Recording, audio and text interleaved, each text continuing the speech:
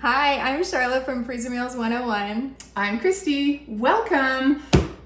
I'm so excited about today. I think that you are going to be really excited about today, and the reason that I think that is because we're doing another ground beef video, and a ground beef video that I did months and months and months ago is... Maybe almost a year ago. Yeah. Because I'm not even in it. No. It was pre-Christy. Well, Christy was around.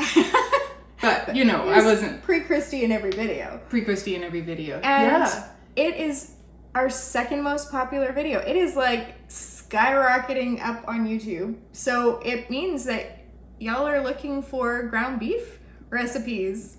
Absolutely. And we have a ton. We have a ton of ground beef recipes. Yes. This is just the tip of the iceberg, really. Because we've been... If you don't know us, we've been doing this together for 10 years. We have been making freezer meals together for 10 years. I live 2 doors down. We're besties. It's been a really nice relationship.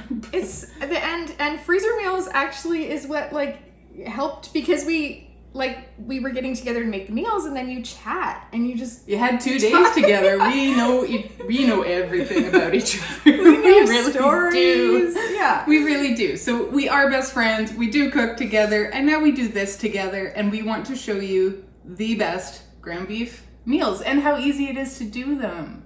And when you're doing all one protein at one time, that's really the fastest way to do your meals. So, sometimes we would call these like dump recipes, because you're just gonna dump all the ingredients in the bag.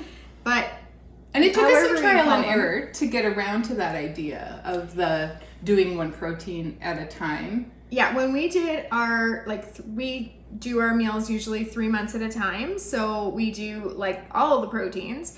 And we would get sick of working on just ground beef or just chicken. And so we would I'm going to swap it up. I'm going to do some sausage. Yeah, I'm going to do salmon and, and then I'll go back to chicken. But we realized that actually that takes a lot more time. Yeah, it does. It does. And when you're doing 100+ meals, I don't know if you've watched some of our other videos. We have a few up there that are our mega meal sessions. We're doing over 100 meals.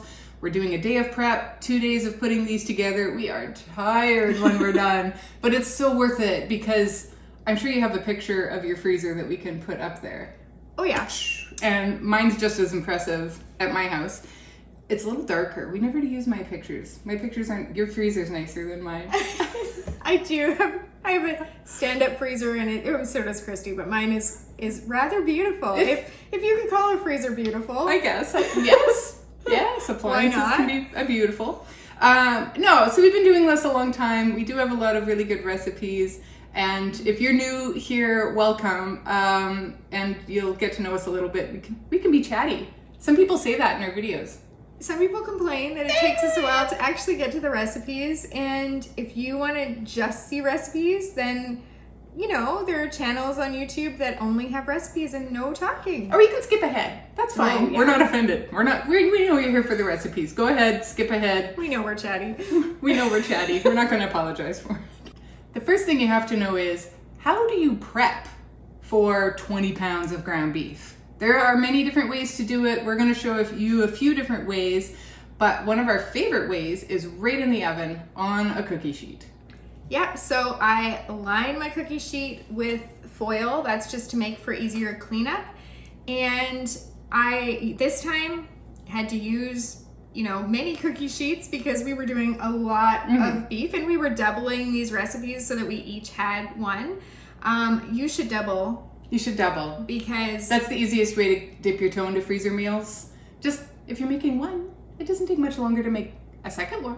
And you can have one that night and put one in your freezer, and before you know it, you've got a lot of meals. Worth, a month's worth. Yeah. Double it. So double, that's our advice. But when we were doing these and we're doubling them, we're using a lot of ground beef here. So we have our sheets lined with aluminum foil. We put them in a 400-degree oven with your ground beef on there.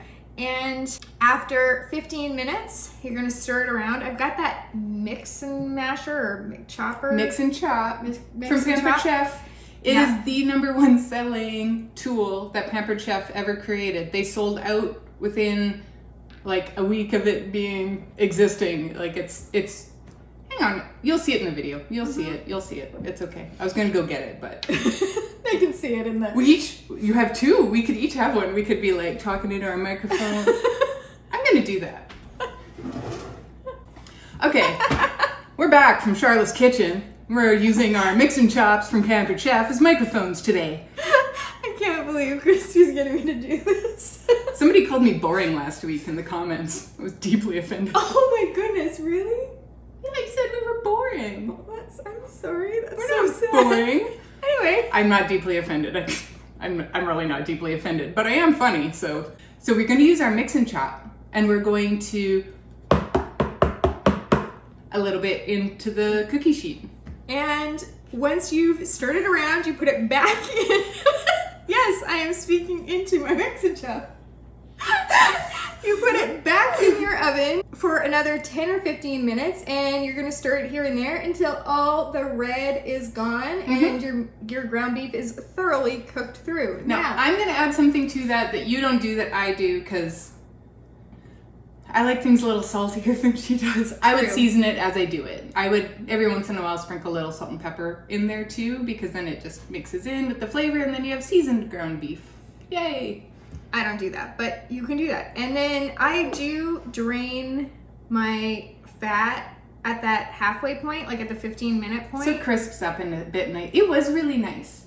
So this time I discovered that about 4.4 pounds, 2 kilograms, will fit on your cookie sheet. So that's how much I did. If you're doing a lot less, then you might have to adjust your cooking times. I wouldn't suggest doing a lot more, because then it just takes that much longer, and you're losing the benefit of doing it in the oven. Why it's nice in the oven is that it's a little bit hands off. I can't believe we're still talking into our mix and chop. I'm gonna do this every episode for the rest of my life. I think this is awesome. And another way to do it is in your slow cooker. You add a little half cup of water, go and give it a stir every once in a while, 4 or 5 hours, you're good. Don't overstir it. Do you remember the time we overstirred? Yeah, so one time, we're always trying to find new ways to do it fast, to right? be more efficient, like always. And we like to pass those along to you so you can be more efficient too. So one time I tried doing the ground beef for one of our mega sessions in my roasting oven, but I was stirring it too much, and I would have like my kids would pass by and give it a stir, because I had told everybody like, just keep stirring. Just keep stirring. And it was like a lot of, I don't even know how many pounds. It was so much. And it took so long. Do you remember you had to crank it at the end? Yes, it was like all day in this roasting oven, and it was just, and so we overstirred it, and it ended up being like powder. It was disgusting. Yeah, but we ate it. Because, I mean, you don't want to waste food. You don't want to waste it, but every time we had one of the ground beef meals, it was like, we're just going to remember next time to stir it a little less. Never do that again. So we don't do it in the roasting oven anymore. You can. Just don't stir it. Just don't stir it to as death. Much as we did.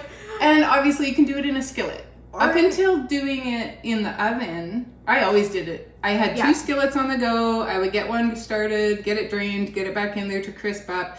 The other one would be ready to drain. It was a process. But we had a system, and in the meantime, I'm either shredding cheese or chopping onions.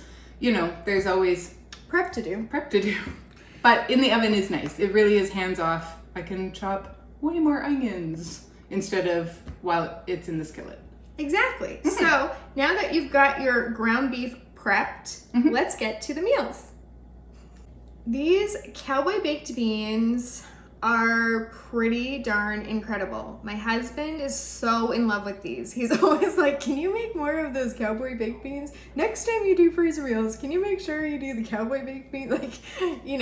So I'd highly recommend these if you're a fan of beans. You've got your ground beef in the bag, a cup of onion, some green pepper diced, a clove of minced garlic. We use the garlic from the jar because we usually are doing these meals in such huge quantities that it's just so much faster. Then you've got some onion powder, 8 slices of bacon that's been cooked and crumbled, because bacon just makes everything better. It does. It really does. And you've got some brown sugar and then a lot of canned baked beans, like 4 of the 14-ounce cans. Some barbecue sauce and Dijon mustard. So there's actually a lot of ingredients in here, and that's what gives it such great flavor, I think. It just all melds together and creates this amazing meal. The other thing I like about this dish is it's really versatile because you can cook it in your oven, on your stovetop, or in the slow cooker. We had a neighborhood potluck, and like we said earlier, Christy and I are neighbors, and she actually made hers in the slow cooker, right? I made it in the slow cooker. And brought it to the potluck, and it was a hit. It's actually, I think, my new potluck go-to. It used to be a taco salad, but now I think it's going to be this. It really is a hit every time. And if I can do it in the slow cooker, it retains its heat, it has a lid, it's so easy, it's already done. It's already done. Oh, I love freezer meals. I'm going to show you Southern style ground beef casserole. This is one of Charla's inventions. Sometimes when we get to the end of a big mega meal session, we will have some leftover things like, oh, we have a bit of onion, and oh, we have a little bit of ground beef, and what are we gonna, oh, I have some corn, what are we gonna do? She can throw it all together with the right kind of spices and make a new recipe. And sometimes they're so good, we just have to put them right into our regular repertoire. We start out with our ground beef, we add some chopped onion, some green bell pepper, some kernel corn. You can use frozen or you can use some canned corn if it's drained. Tomato sauce, Worcestershire sauce, just kidding, I'm trolling you. Worcestershire sauce, chili powder, some salt and pepper, and then at the end you can put in a medium bag some shredded Tex-Mex cheese or some cheddar cheese. Then you're gonna staple your big bag to your medium bag, but you wanna make sure you do it above the seal because you don't wanna staple it below the seal or you'll have holes and you'll have a drippy mess in your freezer before it freezes or as it's thawing. So to do this one, it's really easy. You can do it, it's kind of like the Cowboy beans in that it is versatile. You can do this in your slow cooker, but it's really just so easy to do in your skillet. Once it's cooked through and your onions are tender, you can go ahead and sprinkle your cheese, let it melt, and serve it up. So you can find the recipe for this and a lot of the other recipes down below in the description. You can also find them in our Freezer Meals 101 club, where we make everything easy. We really do. We take all the prep work out of the planning for you so that all you need to do is get your groceries with the grocery list that you've printed off from the meals you've selected. Super easy. What's great about the club is that you can make a meal plan and you can select your meals, and then from the meal plan, you can just print off your shopping list. It's also gonna spit out a prep list for you. You're gonna spend, I don't know, an hour prepping up your stuff, and then bam, you're making your meals. You didn't have to think, you didn't have to really go through all the recipes with a fine-tooth comb because we have done the hard work for you. It is all in the website, it is all in the club, and it is so worth it. We have a little announcement for you though today about the club. What's our announcement? Do I need to get the microphone? Tell us, what's the announcement? We now have, dun dun dun, printable labels. Yay! It's happening. It's finally happened. People have asked about, that's a really common question. Just in general, it's a really common question. When I first met Charla and we first started doing freezer meals, can't believe we're still talking to these. These are awesome. The very first time we got together, she sat up the night before watching TV, writing with a Sharpie on all of the bags ahead of time to save time for the assembly day. And I have an admin background that I have been using computers and using Microsoft Word, and I'm kind of a whiz at that sort of thing. And I looked at all this and I said, no, honey, there's a better way.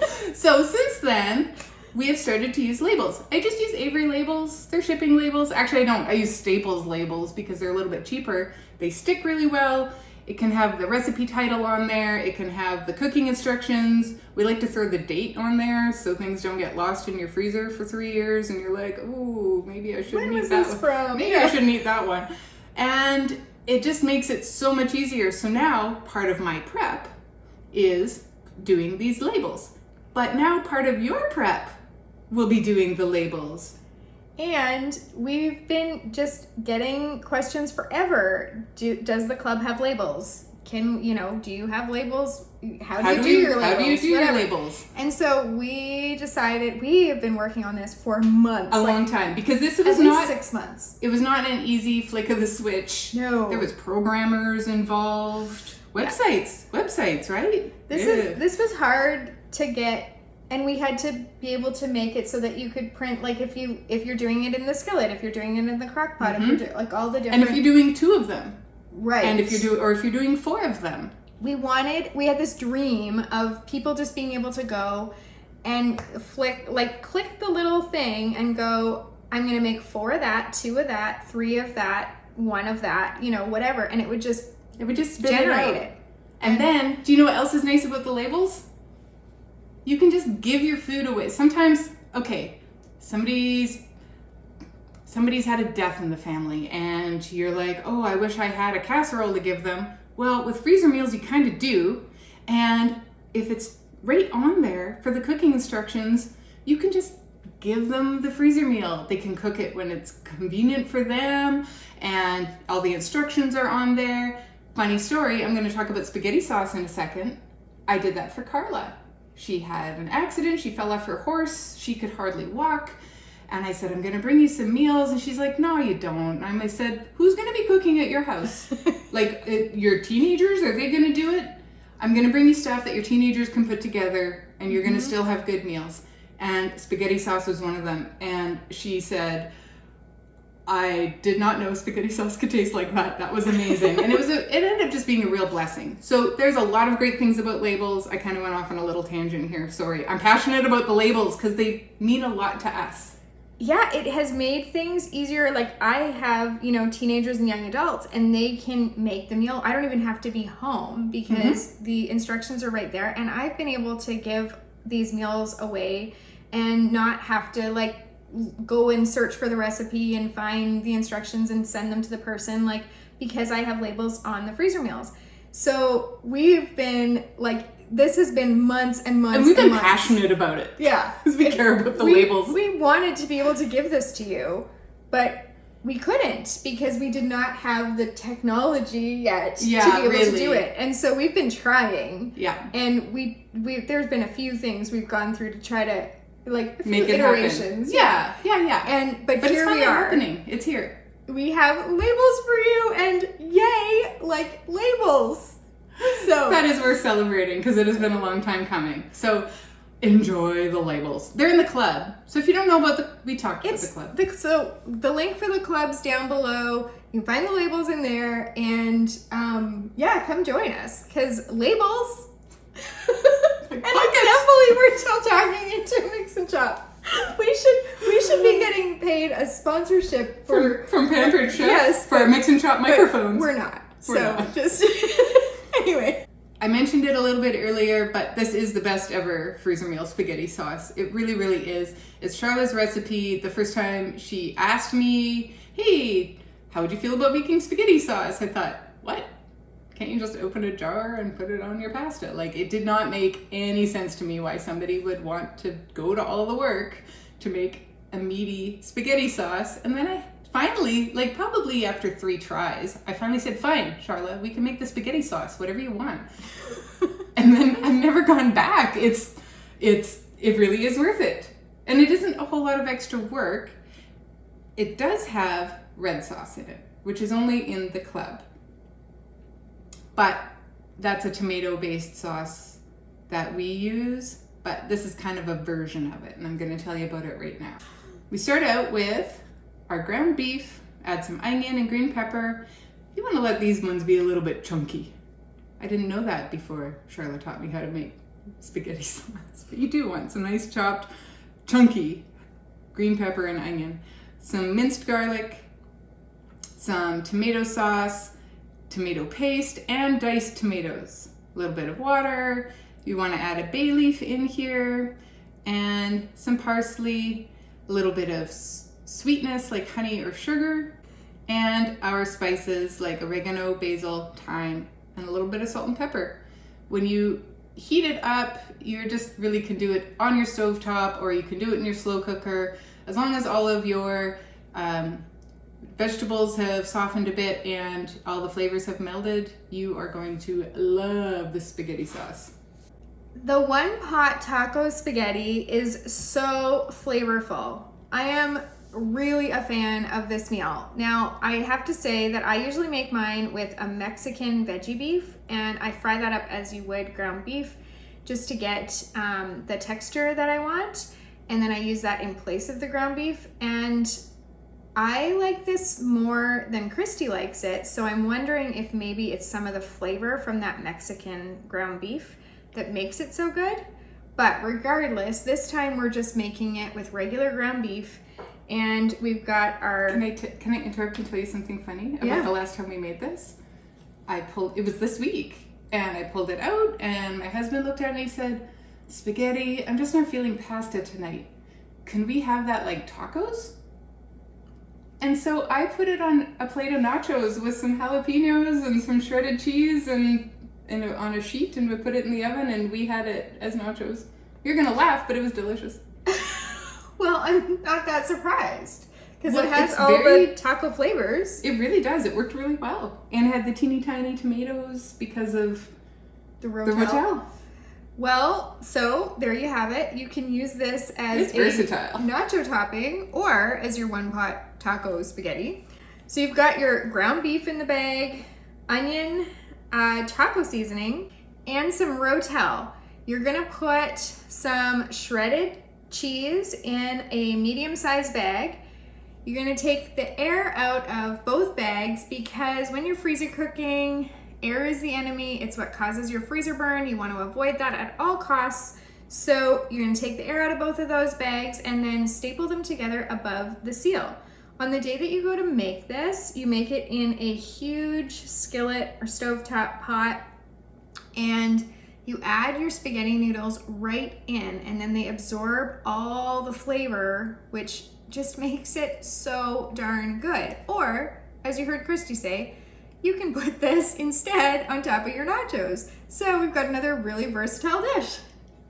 Hearty hamburger soup is like the meat and potatoes of hamburger soups. There's no potatoes in it, but it is really good. It's got the brown beef, it's got onion and garlic, and we're gonna add barley to it. You can use pearl barley or pot barley, some carrots and peas, some celery, some diced tomatoes, a few spices like thyme and parsley and pepper, and don't forget your bay leaf. And then you can add your 3 cups of beef broth. You can either add it right in the bag now, knowing that it's gonna be a little bit full and a little bit heavy and thick to freeze, or you can add your 3 cups of beef broth on the day of, and that will give you a little bit skinnier of a bag to allow a little bit more storage in your freezer. On the day of cooking, you can do this on the stovetop, or you can do it right in the crock pot, and you want to remove the bay leaf before serving. Or at my house, you just give it to your husband. It doesn't matter what we eat, he gets the bay leaf. He has this special skill. It's like a bay leaf magnet. Next, we've got another one pot. This one is a one pot bolognese. I have to say, the taco spaghetti is the first one pot meal that we tried to make as a freezer meal. We had made one pot meals before, but never as freezer meals. But once we did that taco spaghetti, and I figured out how much easier it was to do and less dishes. Mm-hmm. Love the less dishes. And especially going from like a freezer meal to your pot, it's just easy, easy, easy. So we're actually working on a video for you guys of one pot meals. And we've got of course, the one pot taco spaghetti and this one pot bolognese, but we've got some other ones in there. They're so good. We've been like testing them in our test kitchen. Yes. And oh my goodness. Unreal. And one of them had a happy accident that turned out to be the best accident we could have had. Yes. because we didn't have fire roasted tomatoes, and so I subbed something else in, and I was like looking through my cupboards like, what do I have? Anyway, and this, oh my goodness. So tune into that one. Yes. You want to know what the secret ingredient is. We're going to get that video up for you in the next couple of weeks, and you're going to want to watch that one. Yeah. Anyway, back to our one pot bolognese. So you've got your ground beef, onion, 2 cloves of minced garlic, some pasta sauce. So you're just using a jarred spaghetti sauce or tomato sauce, or, you know, whatever variety that you most like. Some diced tomatoes and chicken stock. This is another one where if you have a smaller freezer and you're worried about freezer space, you could add the chicken broth on the day that you serve this. You're gonna take all the air that you can out of the bag, seal it and freeze it flat, and then on the day that you go to make this, you're gonna thaw it, put it in your stovetop big pot or skillet again, and you're gonna add your penne right into this sauce. And again, it's gonna absorb all the flavors from your bolognese, and so this is just gonna be such a good one. And you could serve this with garlic bread. We do have a freezer meal garlic bread recipe in the club, or you can serve this with bread and a salad, buns, whatever. The humble sloppy Joe is really good. I don't know if you know this, but you can go and buy a canned sloppy Joe that you can add to your ground beef. But why would you do that when you could make a freezer meal one that is so much more flavorful and really easy, especially if you're doubling it. And then you can have 2. You start out with your lean ground beef, and this is maybe where you do want to have pretty fine ground beef. You don't want it big and chunky. You don't want it ground down to sand either. So start out with your ground beef, add finely chopped onion and finely chopped pepper and your garlic, because you want to keep everything small because we know this is going to go on the bun, right? A little bit of salt and pepper, some dry mustard, some chili sauce, some tomato sauce, ketchup and brown sugar, some Worcestershire sauce, and some lemon juice. That is a lot of flavors happening here in our little sloppy Joe recipe, but that is what makes it just so good. So on the day of, you can put this in the slow cooker, or you can do it on your stovetop, get it heated till it's nice and bubbling, and serve it on your open-faced buns. Okay, I have to show you guys something. Tell me, Charlotte, what are you showing us today? I'm joking. So, in our last video, which, well, I think it was our last video-ish, of skillet meals, I'll put the link for it right there. It's all skillet all the time. Anyway, we were talking about how I kill every plant except for my herb garden, which is beautiful. People love the herb garden, so we're doing a showcase. We're gonna do a video on just how I use my herb garden and then how to freeze herbs, but that's coming. But the point is, we were talking about how I kill every houseplant other than my herb garden, which is why I love it so much, because I have not, I can actually grow things now. Yeah. And Christy was agreeing with me because, like we said, we've been friends for a long time, and she knows, and she's a gardener, and I send things here to die. Yes, she does. And so we were just saying. I haven't given up on her, but that, like, I cannot keep things alive. And then one of my sons, he's so sweet, but he has not learned this lesson yet. No, and so he brought me 4 plants. There's like an aloe vera and a cactus. You can't kill the cactus. I mean, I might be able to kill the cactus. You can kill a cactus. Anyway, so I have 4 plants. Now, so you keep watching. So around Christmas, check in with us and let's see how these are doing. See how many plants are left behind us. I might have to move them. I will say, I like this better than the Keurig. Yes, we used to have a Keurig here, and it was kind of ugly. I mean, for your backdrop here. But anyway, I just have to say that in the skillet meal, like, ironically, we were just talking about how I kill all plants, not all living things. She's raised many children. All of my children, 7. So, that's something. But yes, I kill plants, and now I am being tested again. Anyway, we'll see how those fare. That's just a little aside and has nothing at all to do with our ground beef freezer meals. But it just occurred to me because in the last video you might have watched, I was talking about my inability to keep plants alive, and now suddenly I have a plethora of plants. A plethora. We'll see. We'll see how it goes. I'm here often enough. They might be good. They might get watered when Christy's over doing videos. It's okay. It's okay. Not everybody can be great at everything, and you're really great at lots of things. Yeah, maybe, this is not one of them. Maybe plants aren't your thing, and that's okay. And Christy is where I lack in the gardening area. She makes up for, so. Yeah, it's all good. Let's get back to our meals. Ground beef stroganoff is one of our absolute favorites. I would say it's probably in our top 10. It's probably in our top 5. We do it all the time. It's so easy, it's so creamy, it's so delicious. The kids love it, and sometimes if we run out, like we've done a mega meal session and we've made our ground beef meals, we've eaten them, and then I'm still like making them at home because we enjoy this one so much. So put a little asterisk in your mind on this one, and maybe you can make it for yourself. Start out with your ground beef. You add some chopped onion, minced garlic, mushrooms. You know what's funny? For the longest time, this recipe said a 1/4 cup of mushrooms, but we always would just put it in by the handful because it just never seemed like enough. So we've added more mushrooms to the recipe because we were doing it anyway. Worcestershire sauce, cream of mushroom soup, sour cream, parsley, and a little bit of pepper. Now you're gonna mix it around and seal it up and get all that air out. And then on the day of cooking, you can just make some egg noodles to go with it and get this going in a skillet, nice and bubbly. And when you're just about ready to serve, you throw another 1/2 cup of sour cream in there and just mix it in, and it is so creamy and so delicious.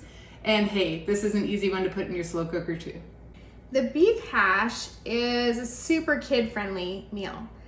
You've got things that kids generally like, cheese and hash browns and ground beef, so hard to go wrong. Well, I know that there's pickier eaters than that out there, but in general, hard to go wrong with this one.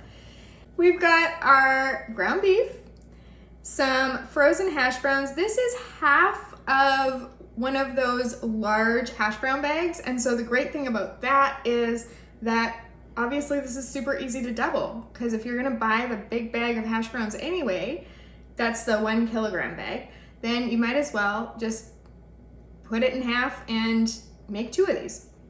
You've got finely chopped onion, dry onion soup mix, beef broth, a little bit of pepper, and then you're going to add some shredded cheese into a medium-sized bag. Take the air out of the bags, staple the bags together above the seal, and on the day that you make this, you can make it either in the oven or in the crock pot. We always make ours in the oven, but you can totally do it in the crock pot if you want. And you're just gonna top it with cheese and bake it. There you have it, beef hash.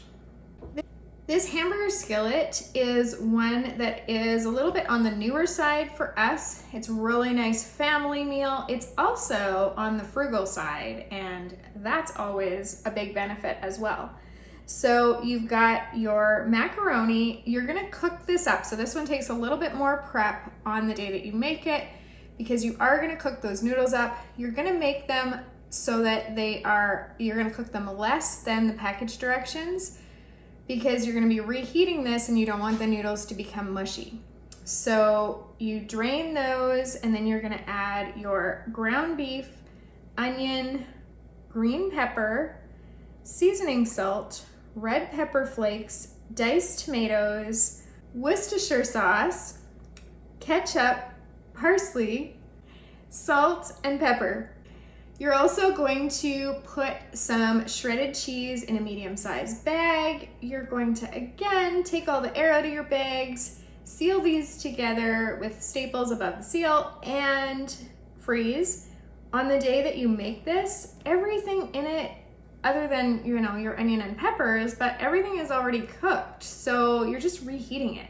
So it's a really easy skillet meal that comes together really quickly. Nice family weeknight dinner. We didn't originally plan to make this in this video, but we had a little bit of, we overshot in the ground beef. We had a little bit extra left over, and I said, let's do this because we're gonna do taco meat. Next week, my son is going on a camping trip where it's for outdoor education. They're gonna be doing survival stuff and they have to bring their own food, and he asked for walking tacos.